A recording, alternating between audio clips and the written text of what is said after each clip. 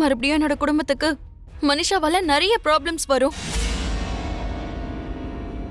இல்ல லக்ஷ்மி, நீ லக்ஷ்மிங்கிற விஷயம் யாருக்குமே தெரியாது. ஜேஎம்ஆருடைய பொண்ணு சம்யுக்தாவா தான் எல்லாருமே உன்னை பாப்பாங்க. ஆனா இங்க பாரு லக்ஷ்மி, எதுவும் பேசாத.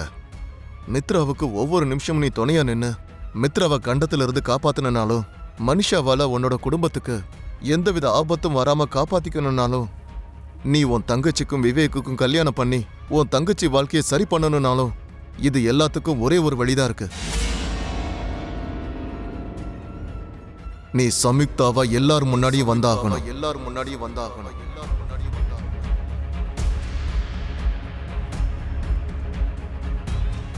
அத செஞ்சனா நான் என் குடும்பத்தையே ஏமாத்துறதா ஆயிடாதா? அப்படியெல்லாம் எதுவும் ஆகாது. தர்மத்தை நிலைநிறுத்த அந்த கடவுள் கூட அவதாரம் எடுப்பாரு. ஒரு பக்கம் நீ ஜேஎம்ஆர் சாருக்கு பலமாக இருக்கணும், உன் குடும்பத்தையும் பாதுகாக்கணும். இதெல்லாம் நடக்கணும்னா நீ சம்யுக்தாவை அவதாரம் எடுக்கிறதுல தப்பே இல்லை. அவதாரம் எடுக்கிறதுல தப்பே இல்லை. அவதாரம் எடுக்கிறதுல தப்பே இல்லை.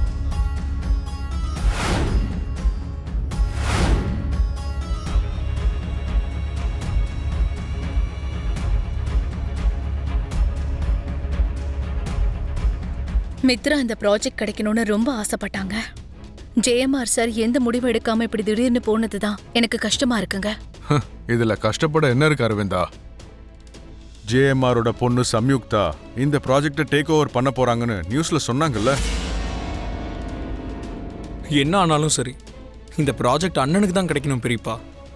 அந்த சம்யுக்தா எப்படி இருப்பாளோ, இந்த ப்ராஜெக்டை எப்படி டீல் பண்ணுவாலோ தெரியல. ஜேஎம்ஆரா இருந்தா என்ன, அவர் பொண்ணு சம்யுக்தாவா இருந்தா என்ன, மித்ராவோட டேலண்ட் அந்த சம்யுக்தாக்கு தெரிஞ்சாலே போதும். அவளே கூப்பிட்டு வச்சு மித்ரா கையில இந்த ப்ராஜெக்டை ஒப்படைப்பா. பார்க்கலாம். Hope for the best.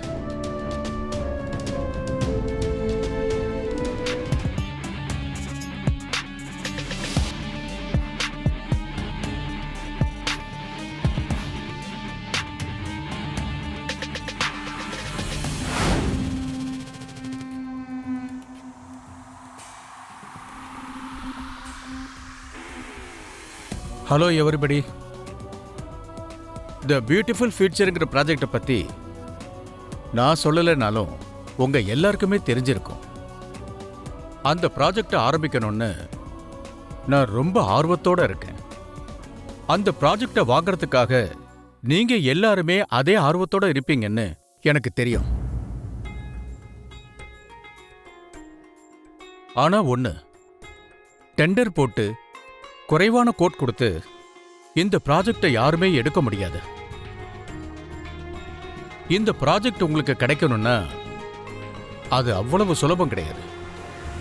ஏன் சொல்றேன்னா, நீச்சல் அடிக்க தெரிஞ்ச ஒவ்வொருத்தராலையும் ஒலிம்பிக்ல கோல்டு ஜெயிக்க முடியாது.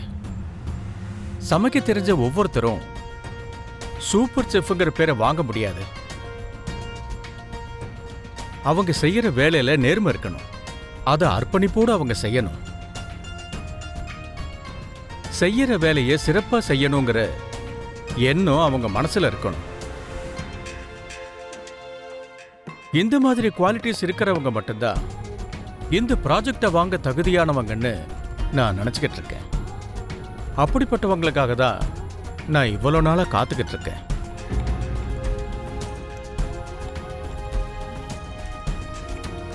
எது என்ன ஆனாலும் அவருக்கு மித்ராவை தெரிஞ்சிருக்கு. மித்ராவோட பேர் அவர் மனசுல பதிஞ்சிருக்கு. அப்படின்னா இந்த ப்ராஜெக்ட் மேல நாமளும் ஹோப்ஸ் வச்சுக்கலான்னு நினைக்கிறேன். என்னமோ டாட், ஜேஎம்ஆர் சார் மனசுல நான் இருக்கேன். ஆனா வரப்போற அவங்க பொண்ணு மனசுலயும் நான் இருக்கணும்ல.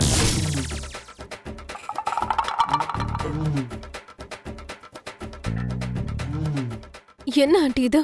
அவன் மனசுல இருக்கணும்னு சொல்றான். மித்ரா என்ன இப்பவே இப்படி எல்லாம் பேசிக்கிட்டு இருக்கான்? மனிஷா, அது ஏதோ ஒரு ஃப்ளோல சொல்லிட்டான்.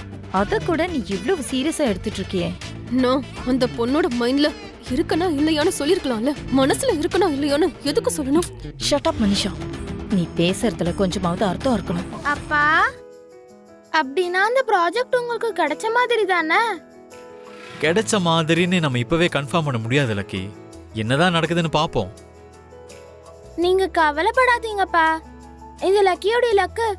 உங்களுக்கு கண்டிப்பா துணையா இருக்கும். அந்த ப்ராஜெக்ட் உங்களுக்கு தான் கிடைக்க போகுது. என்ன நம்புங்க. You are so sweet lucky. உன் வார்த்தை பழிச்சு அந்த ப்ராஜெக்ட் எனக்கே கிடைக்கணும். ததாஸ்து.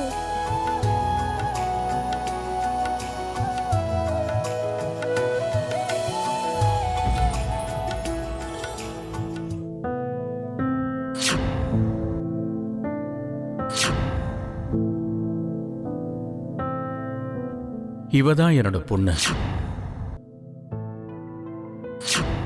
ஒரு நாள் மிகப்பெரிய விபத்து நடந்துச்சு. அப்போ நினைவிழந்து பெட்ல படுத்துவதான். என் பொண்ணு மட்டும் இப்ப என் பக்கத்துல இருந்தான்னா எனக்கு உதவியா இருந்திருப்பா. என் பொண்ணு செய்ய வேண்டிய வேலைய நீ செய்யறியாம்மா?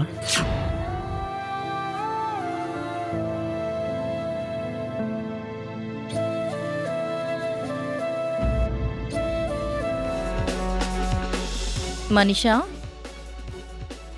என்ன மண்ணை தோண்டி மாம்பழ விதைய போட்டா ஏதோ பெரிய தென்னை மரம் வளர்ந்த மாதிரி இவ்வளவு தீவிரமா எதை பத்தி யோசிச்சுட்டு இருக்க? நான் மித்ரா கிட்ட அந்த ஜெயமாரோடைய பொண்ணு சம்யுக்தாவோட வயசு என்னன்னு கேட்க மறந்துட்டேன் ஆண்டி. எப்பா மனிஷா, உனக்கு உண்மையாவே பைத்தியம் பிடிச்சிருக்கா? அந்த சம்யுக்தாவோட வயசு எவ்வளவு இருந்தா உனக்கு என்ன? என்னோட வேதனையை உங்களுக்கு எப்படி சொன்னாலும் புரியாது ஆண்டி. மனிஷா, அந்த பொண்ணு அமெரிக்கால இருந்து வரப்போறா. அங்க அவ எத்தனை பேரை பார்த்திருப்பா. அப்படி இருக்கும்போது இங்க இருக்கிற மித்ராவுக்கு அவ எப்படி கனெக்ட் ஆவான்னு நினைக்கிறேன். அப்ப இருக்காதுல்ல? இங்க பாரு, முதல்ல இதெல்லாத்தையும் விட்டுட்டு நான் சொல்றத கேளு. என்ன ஆண்டி? நீ கொஞ்சம் கொஞ்சமா அந்த ஜெயம்மாரோட பொண்ணு சம்யுக்தாக்கு நெருக்கமாயிட்டேன்னு வச்சுக்கோ. அதுக்கப்புறம் மித்ராவுக்கு அந்த ப்ராஜெக்ட் கிடைக்கிற மாதிரி செஞ்சுட்டேன்னா மித்ராவோட பார்வைக்கு நீ நல்லவளாவும் தெரியவ. உன் மேல அவனுக்கு மரியாதை அந்த ஆகாயம் உயரத்துக்கு அதிகமாயிடும். நல்லா சொன்னீங்க ஆண்டி.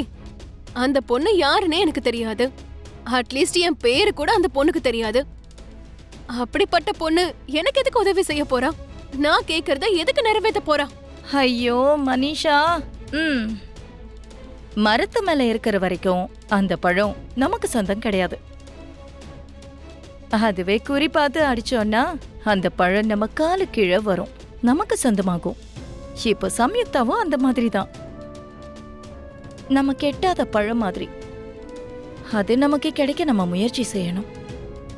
அத கூட அத நமக்கு தகுந்த மாதிரி பறிச்சுக்கணும். இந்த மாதிரி விஷயத்துல நீ ரொம்ப கை தேர்ந்தவளாச்சே, மறந்துட்டியா? நீங்க சொன்னது கூட உண்மைதான் ஆண்டி. பார்க்கலாம். இதுக்கப்புறம் சம்யுக்தாவை எப்படியாவது நம்ம வழிக்கு கொண்டு வரணும். அதுக்கு ட்ரை பண்றேன். சரியான நேரம் வரும்போது அவளை நமக்கு ஏத்த மாதிரி கரெக்டான டைம்ல பயன்படுத்திக்கலாம். That's the spirit Manisha. நாளையில இருந்து அந்த வேலைய பாரு. Okay aunty.